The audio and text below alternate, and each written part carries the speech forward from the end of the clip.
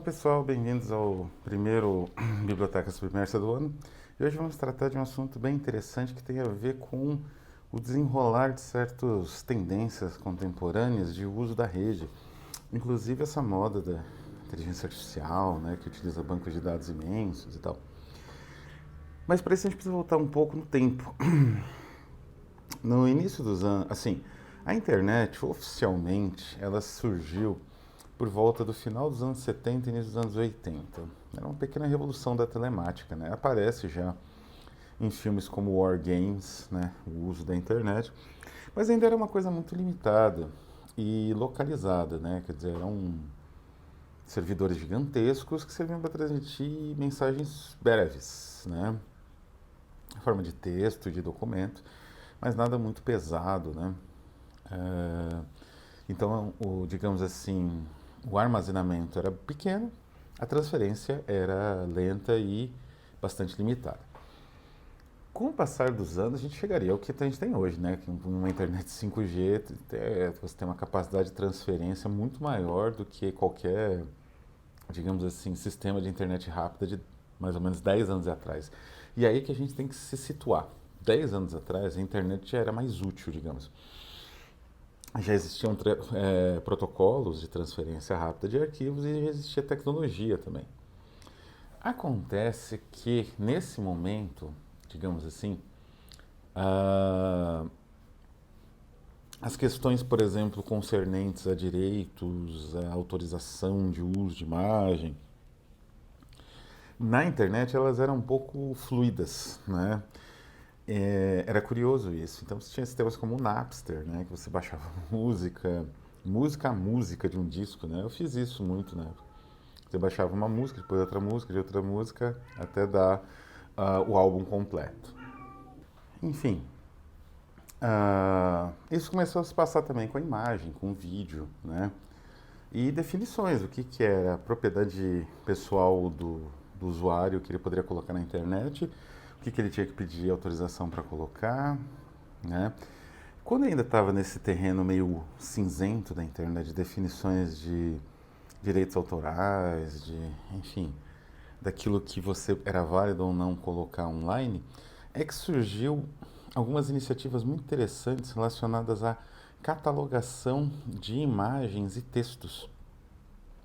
Por que eram iniciativas interessantes? Porque elas, assim, trabalhavam com arquivos que estavam começando a florescer, né?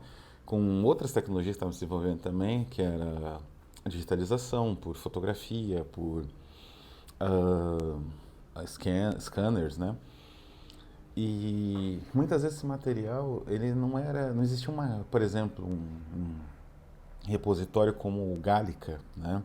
Que é gigantesco, né? Mesmo a Biblioteca Nacional, a Brasiliana da USP, são repositórios que estão crescendo, né? E tem muita coisa ali já.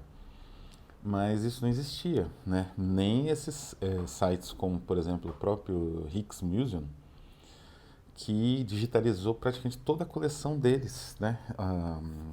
Em domínio público e colocou em domínio público em altíssima qualidade para quem quiser usar, né? Para fundo de tela, porque existia isso, existia um uso pessoal e um uso profissional, digamos assim, comercial. E isso era meio confuso nesse período da internet consolidação, né? Que vai lá por 2008 até por volta de 2012, 2015, ali a fronteira, né? E era um período muito rico, né? Você tinha muitas atividades de arquivo, né? De arquivamento de material online. Existia, por exemplo, no Brasil, uma iniciativa muito legal, era da revista da, do site Carcasse, né? De onde vem o Cid Vale Ferreira, e que montaria depois a editora Sebo Clepsidra, né? Ele tinha uma iniciativa, né, de uma revista, eu participei até dessa revista, né, também, e essa revista tinha também uma função meio de arquivística, né, de arquivamento ali de materiais que ele conseguia bem raros e tal. Sofreu um hackeamento, felizmente se perdeu muito material. Um outro site, então, aí as duas grandes iniciativas que me, digamos assim, com as quais eu fiquei viciado, né? Eu fiquei viciado nesses dois sites por anos e anos. Consultava e lia, né, o material, depois consultava cuidadosamente as imagens. era o Giornale Nuovo, que trabalhava muito com material que ainda não era em domínio público. Os autores estavam bem vivos em 2010, 2011. Assim, vivos não, mas tinham falecido fazia pouquíssimo tempo, então realmente era duro. Mas ele colocava uma coisa assim meio que pessoal dele, né? Um repositório pessoal. Isso era muito comum também. Tinha sistemas como o Delicious, né? Que era um sistema ao mesmo tempo de armazenamento de bookmarks, né? De armazenamento de links, mas também de armazenamento de ideias. Então era meio que um caderno de recortes, né? Virtual. Isso eram conceitos interessantes que surgiam, eram testados e meio desapareciam, né? O Delicious meio desapareceu da internet. Não sei se ainda existe. Mas um catálogo que não era de obras assim que de autores que tinham recém-falecido e era excelente e, digamos assim, durou até 2015, né? Quer dizer, praticamente na transição para tecnologias mais velozes de internet ainda, né? Então, ali ele se tornou obsoleto, o Biblio Odyssey, que era do PK. O Giornale Novo, que eu mencionei antes, era do Mr. Hyde, né? Eram pseudônimos bizarros, já por acho que um pouco de medo de questões de copyright, né? Se bem que o PK não tinha tanto esse problema. Como eu falei, eram obras em domínio público, né? E ele tinha um trabalho interessante porque muitas vezes essas obras, né, acontecia muito isso. Eram obras arquivadas nesses museus, digitalizadas, só que os aparatos de digitalização eram ruins, ou não eram tão sofisticados como os que a gente tem hoje, né? As resoluções eram baixas, então muitos artistas, fotógrafos, designers, eles trabalhavam esse material para conseguir mais resolução. O BiblioOdyssey fazia muito isso. Então, muitas vezes, hoje em dia isso não acontece mais, que os arquivos melhoraram muito, né? A fonte dele.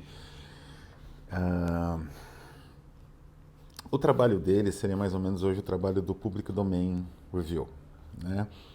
Mas muito ancestral e, como eu falei, ele fazia um trabalho de Photoshop também, às vezes, né? Quando a imagem não estava tão boa.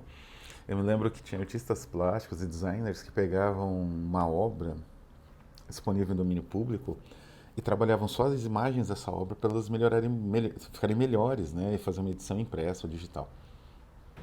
Muito comum também nesse período. Então era um período muito rico de iniciativas assim individuais, né? De trabalho com arquivos muitas vezes invisíveis, né? De universidades, enfim, de setores importantes assim, mas não eram arquivos tão visíveis, né? Como são hoje o Gallica, né? Etc. E aí o que aconteceu? No ano de... Deixa eu até descobrir a data. 2007, o BiblioOdyssey que eu falei, né?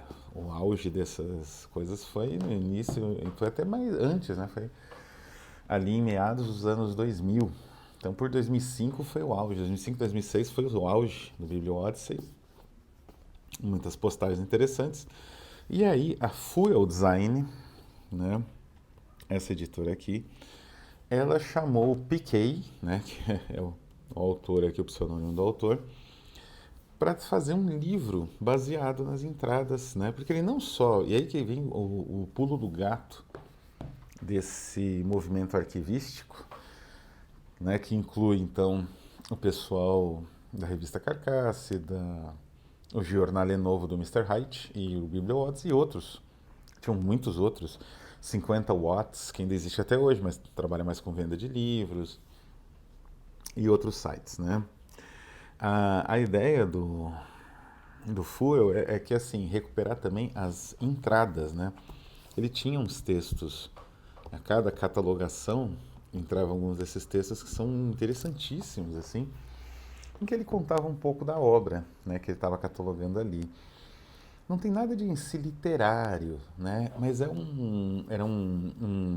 uma grande capacidade de síntese que ele conseguia desenvolver a parte histórica e conceitual das obras que ele catalogava com pouco texto.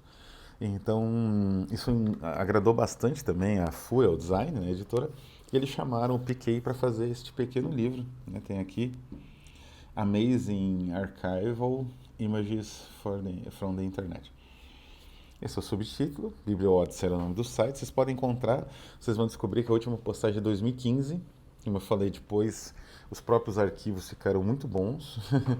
os sites, esse tipo de site agregador perdeu um pouco de sentido e passou a ter outras funções, né?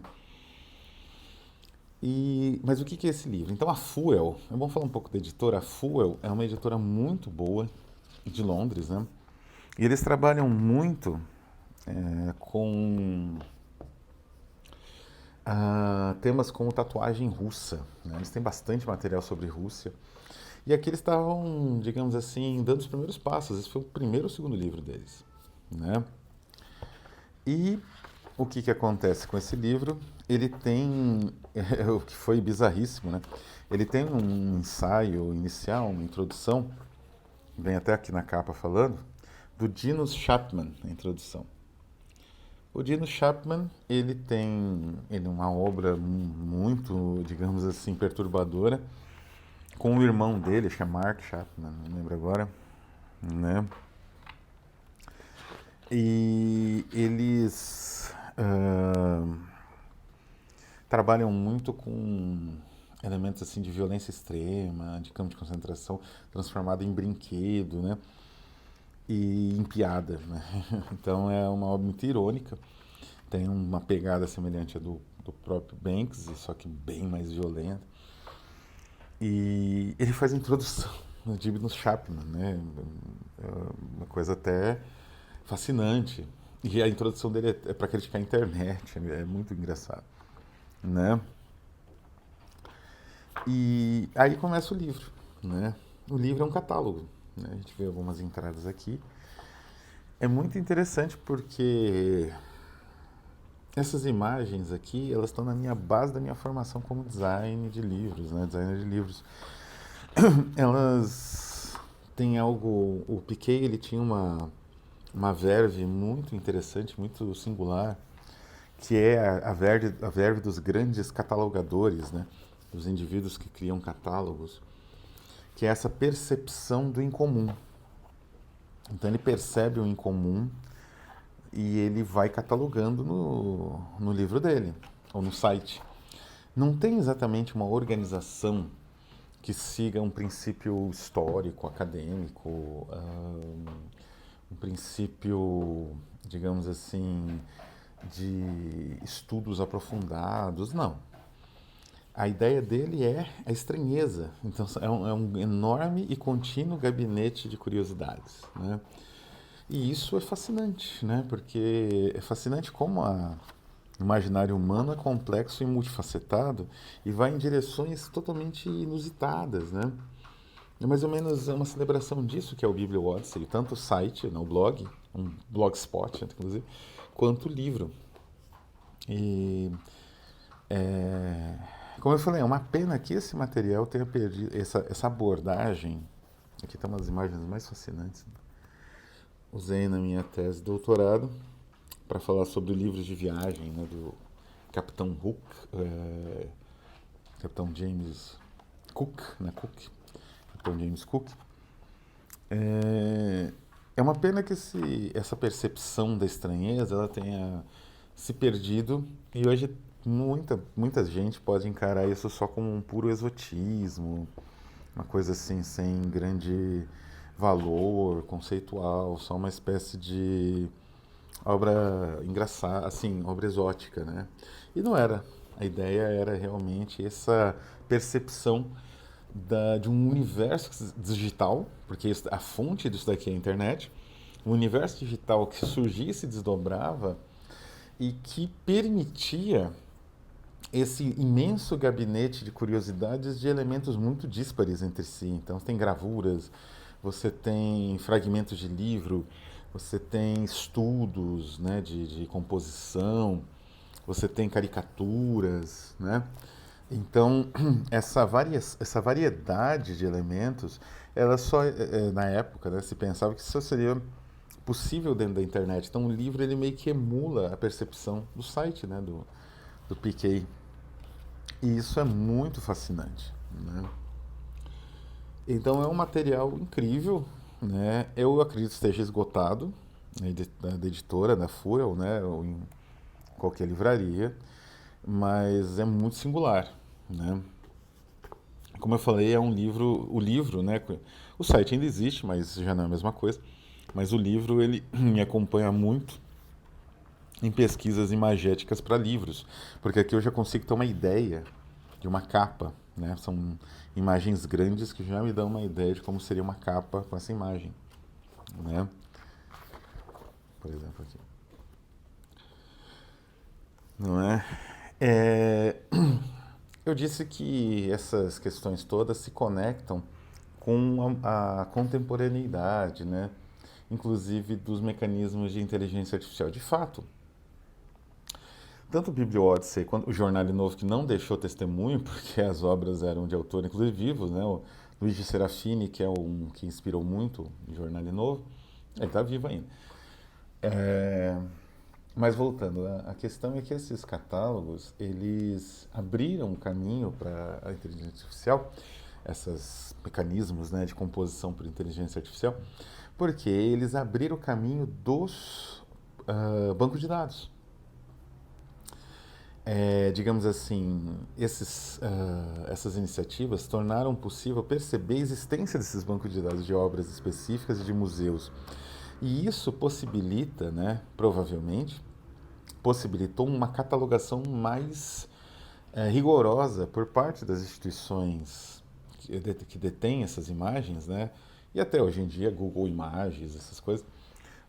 Uma catalogação também mais rigorosa que faz com que você encontre qualquer coisa pesquisando em poucos segundos, né? Não era assim em 2005. Então, o BiblioOdyssey ele ajudou, de certa forma, a criar uma metalinguagem mais elaborada e mais refinada para catalogação daquilo que é exótico, daquilo que é incomum, não é? E isso foi muito importante para esses sites, porque é exatamente isso que as pessoas procuram, em geral, para construir com a inteligência artificial, né? É muito difícil você procurar o comum, né?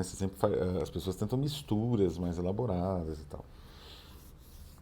Então, isso aqui é o trabalho do Piquet foi essencial para o desenvolvimento, de certa forma, né? Nos bastidores, evidentemente, mas foi um trabalho essencial e é triste que hoje ele não seja tão lembrado, né?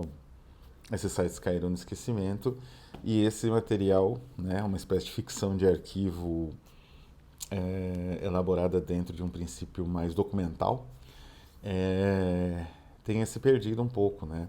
Mas sobrou o livro como testemunho, que é lindíssimo, né? Como vocês podem ver, com esse acabamento dourado, hot stamp, eu acho. E ele tem outros acabamentos aqui, né? É um livro lindíssimo, né? E como eu disse, para um designer de livros, ele é uma referência constante, porque ele te dá uma ideia muito clara de como fica a construção da imagem em um livro sem você precisar imprimir na impressora e não ter a mesma ideia, né? Porque não é uma impressora tão boa, né? Então, é um livro que eu recomendo muito, especialmente para quem gosta de livros, né? Porque aqui você vai mergulhar nessas imagens e vai ter um universo novo diante dos olhos. Então é isso, pessoal. Vou ficando por aqui. Um abraço e até a próxima.